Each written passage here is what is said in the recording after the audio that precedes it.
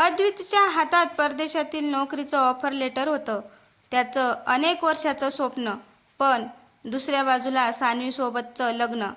तो संपूर्ण रात्र विचार करत बसला. दुसऱ्या दिवशी त्याने सान्वीला समुद्रकिनारी भेटायला बोलावलं. सान्वी हसत आली. काय झालं? आज एवढा शांत का आहेस? अद्वितने तिच्या हातात ऑफर लेटर ठेवलं. ते वाचताच सान्वीच्या चेहऱ्यावर आनंद उमटला. अद्वित, ही तर खूप मोठी संधी आहे, तो शांतपणे म्हणाला. पण त्यासाठी मला पुढच्या आठवड्यात परदेशात जावं लागेल. सान्वी काही क्षण शांत राहिली. पण आपल्या लग्नाचं काय? मग आपल्या लग्नाचं काय? अद्वित तिच्याकडे पाहत म्हणाला. जर तुला वाटत असेल तर मी ही नोकरी नाकारतो. हे ऐकताच सान्वीच्या डोळ्यात पाणी आलं.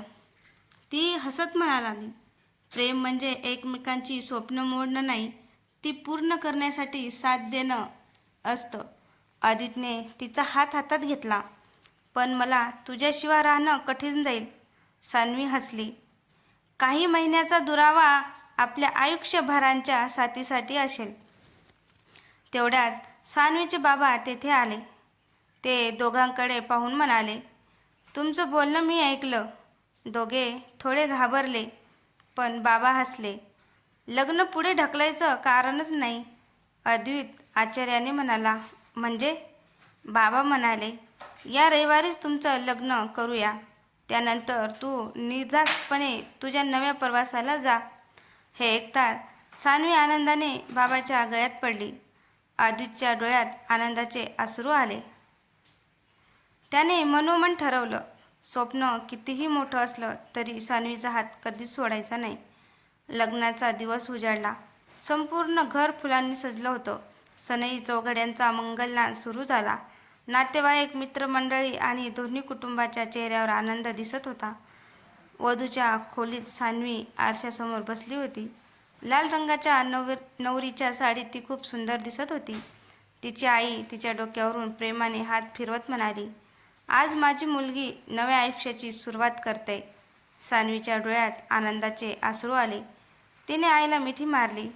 तुमची खूप आठवण येईल, आई हसत म्हणाली. मुलीचं घर बदलतं, पण आईबाबाच्या मनातली जागा कधीच बदलत नाही.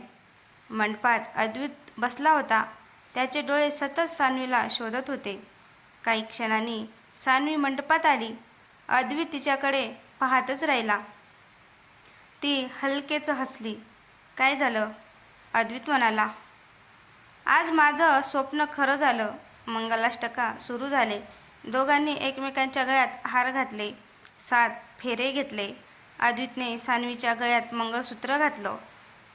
कपाळावर कुंकू लावत तो हळू आवाजात म्हणाला, आजपासून तू फक्त माझं प्रेम नाहीस, माझं संपूर्ण आयुष्य आहेस.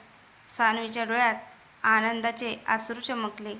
ती म्हणाली, आणि तुझ्याशिवाय जगणं आजही अशक्य आहे. दोघांनी एकमेकांचा हात घट्ट धरला. सगळ्यांनी टाळ्याच्या गजरात नवदाम्पत्यावर फुलांचा वर्षाव केला. त्या रात्री दोघे घराच्या गच्चीवर उभे होते. चांदण्याने भरलेले आकाश, थंड वारा. सान्वीने डोकं अद्वितच्या खांद्यावर ठेवलं. एक वचन देशील? आयुष्यभर कितीही काम असो, कितीही अंतर असो, आपण रोज एकमेकांसाठी वेळ काढायचा. अद्वित हसला. हे वचन मी कधीच मोडणार नाही. दोघे शांतपणे चंद्राकडे पाहत उभे राहिले. त्यांच्या प्रेमाचा नवा प्रवास सुरू झाला होता. लग्नानंतर 2 महिने आनंदात गेले. अद्वितच्या परदेशात जाण्याची तारीख जवळ आली होती. सुटकेस भरतानाच सान्वी शांतपणे त्याच्याकडे पाहत होती. अद्वितने हसत विचारलं, काय झालं? आज एवढी शांत का आहेस? सान्वीने हळूच उत्तर दिलं, लग्नानंतर पहिल्यांदाच तू इतक्या दिवसांसाठी दूर जाणार आहेस म्हणून. अद्वित तिच्या जवळ आला. त्याने तिचा हात हातात घेतला. अगं वेडे, अंतर फक्त शहराचा असेल, मनाचं नाही. सान्वीच्या डोळ्यात पाणी आलं. दररोज फोन करशील ना? दिवसातून कितीही वेळा? दोघे हसले. दुसऱ्या दिवशी विमानतळावर निघण्याची वेळ आली. अद्वितने सान्वीला घट्ट मिठी मारली. स्वतःची काळजी घे. सान्वीने हसत अश्रू लपवले. आणि तू वेळेवर जेव. हो मॅडम. दोघे हसले. अद्वैत आत गेला. सान्वी त्याच्याकडे पाहतच राहिली. जोपर्यंत तो नजरेआड झाला नाही. दिवस पुढे सरकत गेले. दररोज रात्री दोघे व्हिडिओ कॉलवर बोलायचे. एके दिवशी सान्वी म्हणाली, आज घरी येताना मी तुझ्या आवडीचा पास्ता बनवला होता. दोघे काही क्षण शांत झाले. मग अद्वैत हसत म्हणाला, परत आल्यावर सगळ्यात आधी तोच खाणार. रविवारी सकाळी अचानक सान्वीच्या घराची बेल वाजली. तिने दार उघडलं. समोर अद्वैत उभा होता. हातात गुलाबाचा गुच्छा, चेहऱ्यावर तेच गोड हास्य. सान्वी आश्चर्याने म्हणाली, अरे तू? पण तू तर पुढच्या महिन्यात येणार होतास ना.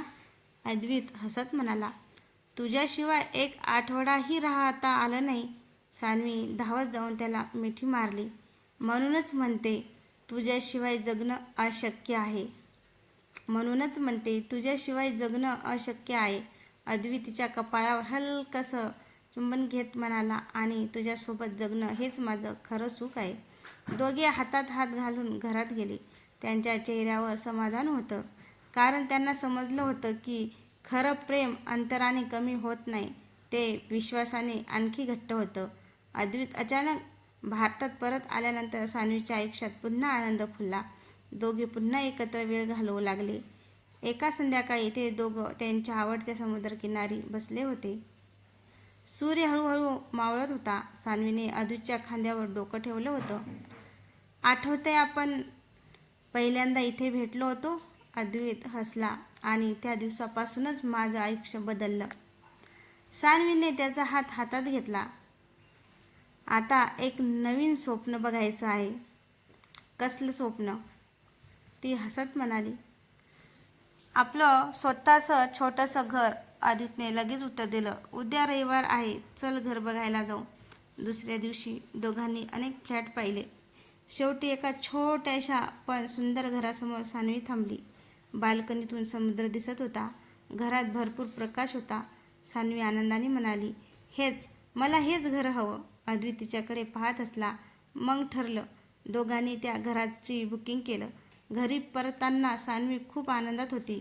आपल्या घराच्या बाल्कनीत रोज संध्याकाळचा चहा पिऊया, अद्वैत म्हणाला, आणि प्रत्येक रविवारी मी तुझ्यासाठी नाश्ता बनवेन. खरंच? हो, पण अट आहे. काय? चहा तूच बनवायचा. दोघे हसत हसत घरी आले. रात्री जेवताना सान्वी अचानक शांत झाली. अद्वैतने विचारलं, काय झालं? ती हलक्या आवाजात म्हणाली, मला आईबाबांची खूप आठवण येईल. अद्वैतने तिचा हात हातात घेतला. घर बदललं तरी नाती बदलत नाहीत. आपण दर आठवड्याला त्यांना भेटायला जात जाऊ. सान्वीच्या चेहऱ्यावर पुन्हा हसू आलं. तिने प्रेमाने अद्वैतकडे पाहिलं. तुझ्यासोबत प्रत्येक भीती लहान वाटते. अद्वैत हसला, कारण आपण एकमेकांची ताकद आहोत. खिडकीतून येणारा गार वारा आणि दोघांच्या चेहऱ्यावरचं समाधान, त्यांच्या नव्या संसाराची सुंदर सुरुवात होत होती. तर मित्रांनो, तुम्हाला कथा कशी वाटली? कथा आवडल्यास लाईक, कमेंट, शेअर करायला विसरू नका. तसंच चॅनलवर नवीन असेल तर चॅनलला सबस्क्राईब